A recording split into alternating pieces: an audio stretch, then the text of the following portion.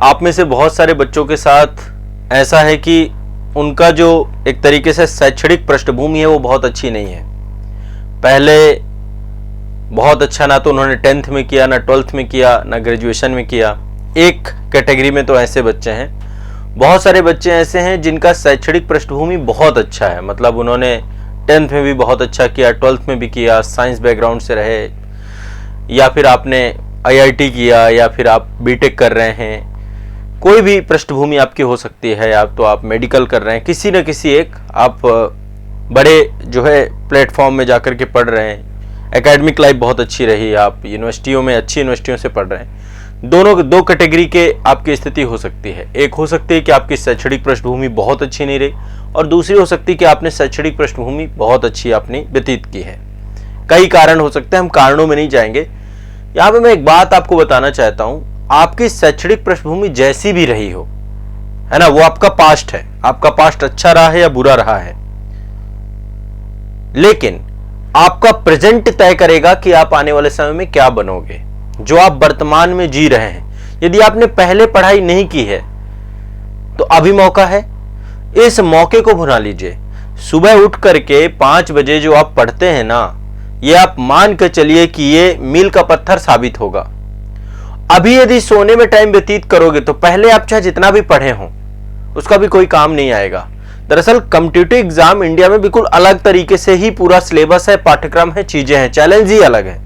तो आपके पास्ट में क्या चीजें थी इसको भूल जाइए, ये दिमाग में हटाइए कि आपने पास्ट, क्योंकि बहुत सारे लोग ये गिल्ट में जीते रहते हैं ना कि मैंने तो बहुत अच्छी लाइफ नहीं स्पेंड की है, मेरा इतना टाइम व्यतीत हो गया। अभी एक स्टूडेंट से मेरी बात चल रही थी तो उनको मैंने काफी समझाने की कोशिश की, वैसे वो समझ भी गए, लेकिन उनके अंदर मन में यही भरा हुआ था कि जो है सर मेरा पास्ट अच्छा नहीं था तो मैं क्या कर पाऊंगा क्या नहीं कर पाऊंगा। कोई फर्क नहीं पड़ता है, फर्क पड़ता है कि आपका प्रेजेंट कैसा है, आप इस समय कैसा परफॉर्म कर रहे हैं, इस समय आपकी मेहनत क्या है। और एक चीज मैं हमेशा कहता हूं, आपने यदि शुरू से लेकर अब तक मेरे वर्कशॉप सेशन देखे होंगे तो हमेशा एक बात जरूर कहता हूं कि ये 10 लाख लोग फॉर्म भरते हैं हर साल, इन सब में कंपटीशन नहीं है, ये तो भीड़ है।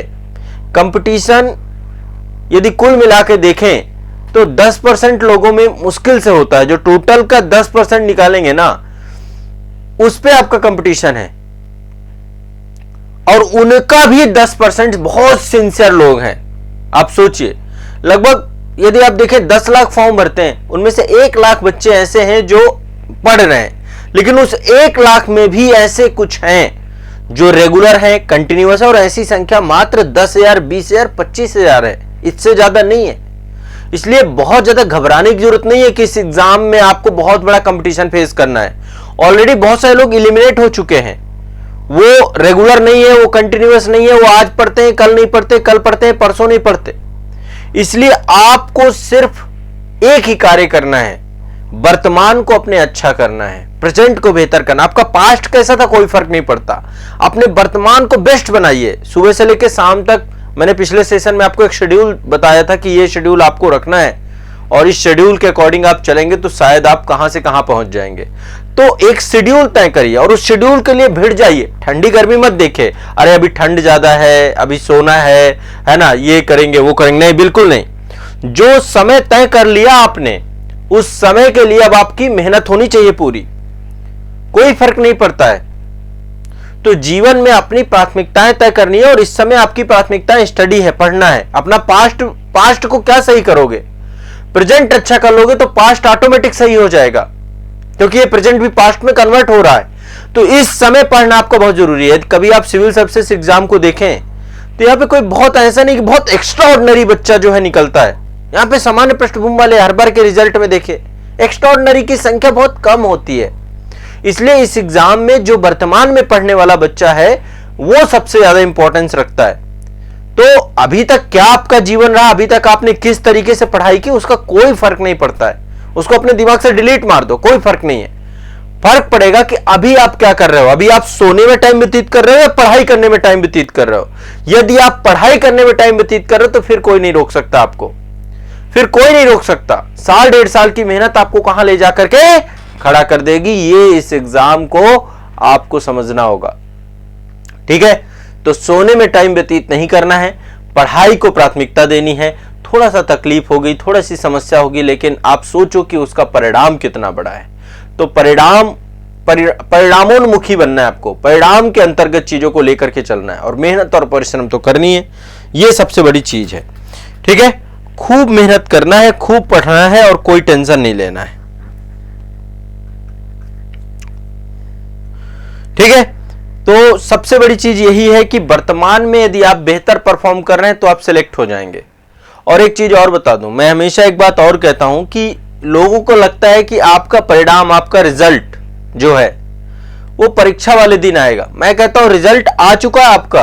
आप अपने पूरे दिन की, एक दिन की दिनचर्या देख लीजिए, उसी से आपका रिजल्ट पता चल जाएगा। आपको पता नहीं है, आप में से पूछ लो आप लोग अपने ईमान पे हाथ रख करके कि आप कर क्या रहे हो, आप कितनी मेहनत कर रहे हो, कितना परिश्रम कर रहे हो। तो वो चीज आपको पता होती है। रिजल्ट परीक्षा वाले दिन नहीं आता, उसके कई महीने पहले आ जाता है।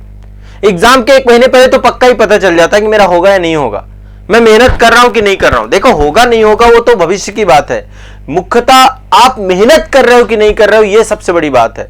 बिना मेहनत किए भी रिजल्ट की आप इच्छा रखते हो तो फिर तो ये तो बहुत बड़ा अपराध हो गया ना। तो मेरी आप सभी से यही गुजारिश है, जितने भी छात्र मुझे सुन रहे हैं, कि अपने वर्तमान में काम करना है। पर डे ये महसूस होना चाहिए कि यार मैं मेहनत कर रहा हूं, होगा नहीं होगा देखा जाएगा, लेकिन मैं कोई कसर नहीं छोड़ रहा हूं।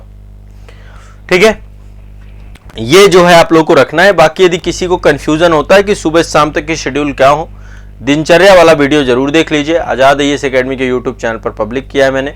बस आप एक बार अपनी शेड्यूल वाले सेशन को देखेंगे तो शायद आपको थॉट्स में क्लियरिटी हो जाएगी। आपके थॉट्स के अंदर जो दुविधाएं हैं सब खत्म हो जाएंगी आपकी। ठीक है, तो ये सबसे ज्यादा जरूरी है। और मन में बिना मतलब के कुविचार नहीं लाने किसी तरीके के। बहुत सारे लोग कुविचार लाते हैं, बुरे विचार लाते हैं, उनको कोई जरूरत नहीं लाने की। ठीक है, चलिए।